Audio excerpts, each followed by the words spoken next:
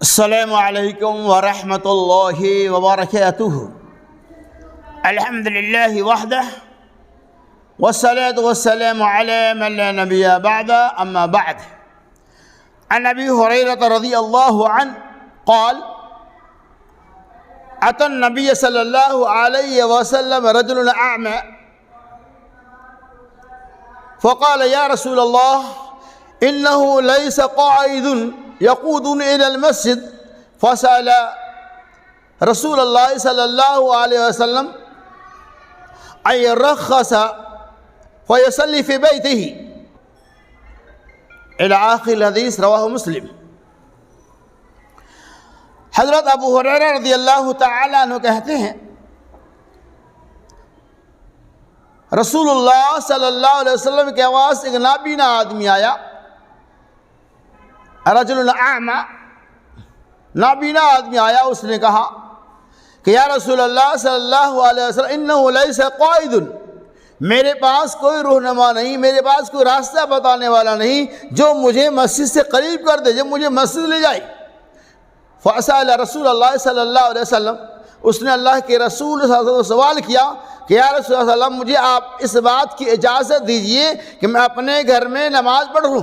فرخص رسول اللہ صلی اللہ علیہ وسلم، اللہ کے رسول صلی اللہ علیہ وسلم نے انہیں نماز پڑھنے کی اجازت دے دی۔ جب وہ صحابی جانے لگے تو اللہ کے نبی صلی اللہ علیہ وسلم حل تستمع النداء، کیا تم مؤذن کی آواز کو سنتے ہو؟ اس صحابی نے کہا ہاں یا رسول اللہ صلی اللہ علیہ وسلم۔ تو آپ نے فرمایا پھر تمہیں مسجد میں آنا ضروری ہے۔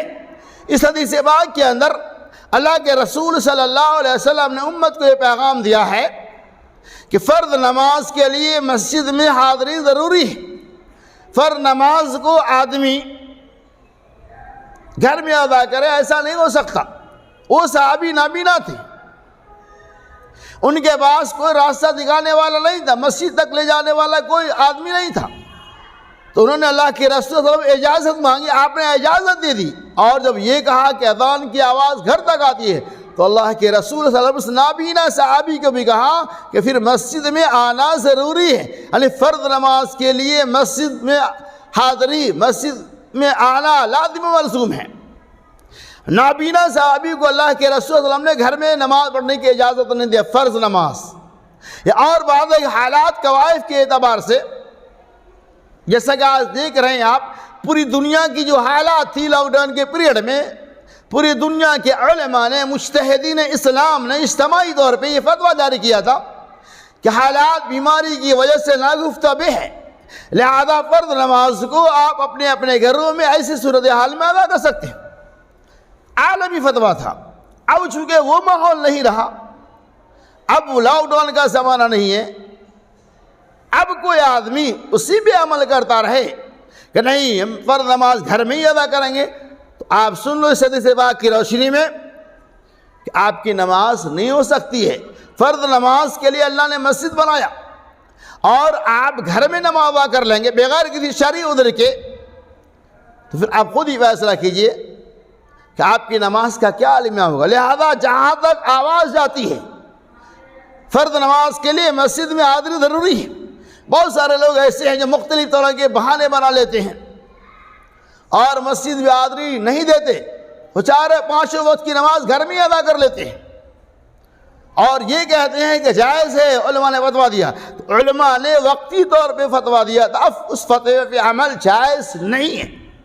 اگر اللہ نہ کرے گا ایسی حالات پھر کبھی واپس آئے، اگر ان کیس ایسی حالات آ جائے تو اس کی گنجائش علماء کی طرف سے رکھی گئی، لیکن بلا کسی وجہ کے جان بوجھ کر آپ فرض نماز کو گھر میں ادا کریں گے تو یہ آپ کے لیے جائز نہیں۔ اگر جائز ہوتی تو رسول اللہ صلی اللہ علیہ وسلم اس نابینا صحابی کو ہی گھر میں فرض نماز ادا کرنے کی اجازت دے دیتے۔ خلاصہ کلام یہ ہے کہ فرض نماز کے لیے مسجد میں حاضری ضروری ہے۔